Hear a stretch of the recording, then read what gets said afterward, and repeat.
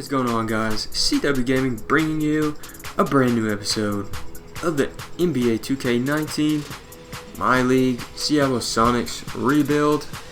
And in today's episode is interesting because we have the off season. This is our first off season with the Seattle Sonics. And before we get into the off season, we have to sim the rest of the season. As you see at the bottom of the screen, we are trash. So there's really no point. I figured out who I want, who I don't want to keep. So one of those players that I do want to keep is Danny Green. We will lower that contract down a little bit for a 2-year, $8 million. I think that's fair, and he accepted it. So we re-signed Danny Green, and that's the only player that we did re-sign. So we went ahead and we will sim the rest of the season, and I will pick back up when that is done.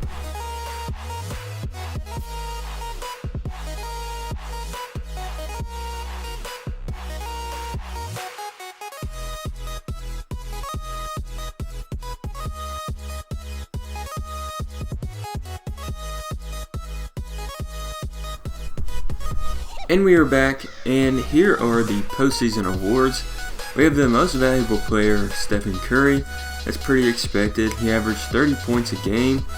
Trae Young was the Rookie of the Year. Larry Nance Jr. was Sixth Man of the Year. Giannis was Defensive Player of the Year. And Nurkic was Most Improved Player. Steve Kerr, Coach of the Year.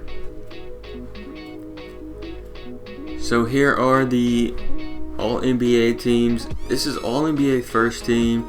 Curry, Westbrook, Giannis, LeBron, and Jokic. All-NBA second team was Anthony Davis, Luka Doncic, PG, Damian Lillard, and James Harden. Third team, John Wall, Trae Young, Kevin Durant, Kawhi, and Karl Anthony Towns. What was interesting about this team was Kawhi Leonard and Kevin Durant are both injured. Kawhi with a broken ankle out for the season. Kevin Durant, broken right ankle, out for 1 or 2 more weeks. So that's going to be interesting for the playoffs. Both of those players are needed by their teams. Kawhi more than KD, but still. Here's the all-defensive first team. John Wall, Victor, and then the all-defensive second team. Russell Westbrook, Drew Holiday, nice. All-rookie first team, that's pretty expected. All-rookie second team, Michael Porter Jr. made it, as well as Kevin Knox. And now we're back to the top. So here are the NBA Finals. The NBA playoffs. It looks pretty normal. Toronto, I'm going to be looking at Toronto in that 2 seed because of Kawhi not being there to play. So we're going to go ahead, sim this out. And Toronto is struggling with Miami. 3-2 to Miami. And Miami does beat Toronto. So no Kawhi Magic this offseason or this playoffs. And what else is going to happen? It looks pretty normal so far. Warriors, Rockets, Philly, Milwaukee. Philly's up 3-0. And Philly's moving on to the NBA Finals. Warriors 1-1, 2-1, 3. 76ers up 3-1. And Warriors come all the way back from a 3-1 deficit to become the NBA champions once again. So Stephen Curry put up 36 points a game. That's crazy. But player retirements, Kyle Korver will be retiring. So he will no longer be a member of the Sonics. So we move into the draft lottery. And this is where we get to see where we will pick in the draft. We would hope to get a top 3. And that's exactly what happens. We pull the number 1 spot in the draft. So there's the draft board. And now I'm a little nervous because I don't know who to draft. But guess what? The Seattle Sonics are now on the clock at number 1. So this is probably the biggest struggle I've ever had playing a game like this. It took me at least 25 minutes to pick who I was gonna pick. So let me take you through my logic and through my struggle through the draft. So Zion Williamson was the #1 prospect. He's a power forward, which we don't really desperately need, but I'm not going to pass it up if it comes available. He has a B+ potential with all of his attributes. He can't really shoot, but he can dunk, he can rebound, he's a good playmaker. So that was my struggle with, or that was Zion's abilities. RJ Barrett was another one. He's a small forward, can act as a shooting guard if needed. He can shoot threes at a B-. His rebounding's okay. Athleticism, his potential is an A+, and his overall is an 80. So we're not desperate for forwards. We're going to be desperate for this man right here, Ja Morant. He's a point guard. He's only a 79 overall. He has okay offensive stats. He has a C+ defense and offense. Sitting at 79. 3-point was a C, mid-range C+. So I'm not real sure what to do because Ja Morant is who we needed at point guard, but his abilities just aren't quite there yet. His potential is an A-, so that wasn't bad.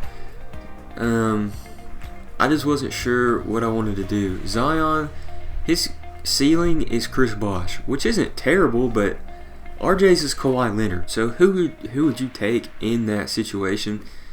I think I'm going to go with Kawhi. But Ja Morant's player comparison was a superstar or an NBA star. Never really said a name. I was going back and forth, struggling between who to pick from. I just wasn't sure what to do.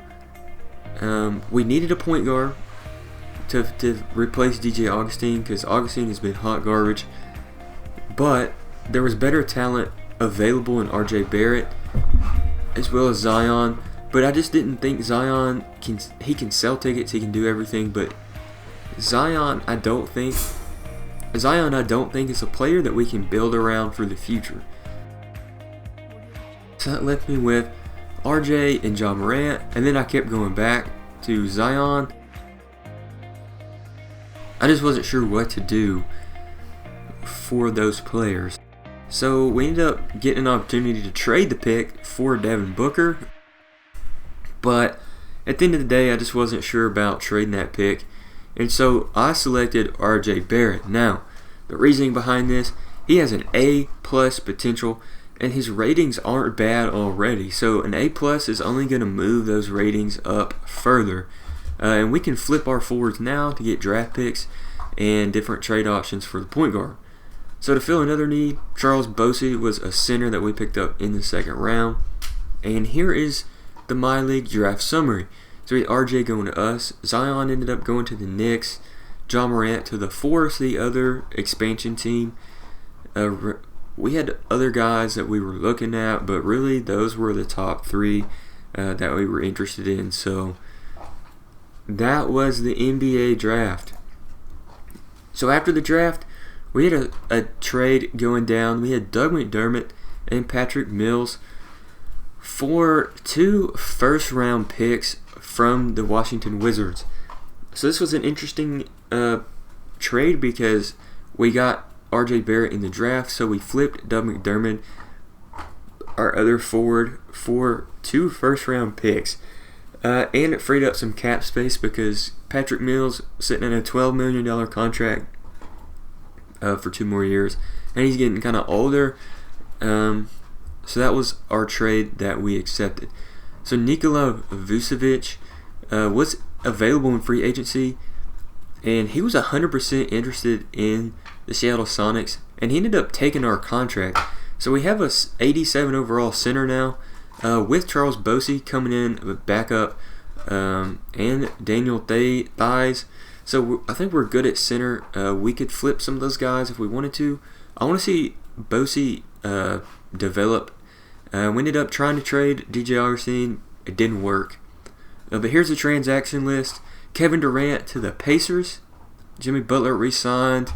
Cousins to the Lakers. Klay Thompson to the Grizzlies. Derrick Rose, Pacers. And there was another Kevin Porter Jr. to the Warriors. Redick to the Pistons. And Kyrie Irving is on here somewhere. Aaron Wiggins, Nick Youngs, and Kyrie Irving to the Atlanta Hawks. So that's pretty interesting. Free agency was crazy this year. We ended up signing a center. All the stars went elsewhere.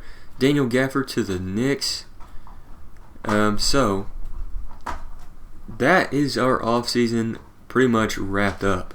We advance to the next season, and in the next episode, we will go ahead and play some of the games in next season. So let me know if you think our offseason went good. I'm not sure about Vucevic. I might have overpaid for him, but I think at the end of the day, it'll work out. We still have draft picks to do from trades to make, so let me know what you guys want to see, what I should do with certain things, and I'll see you guys in the next episode.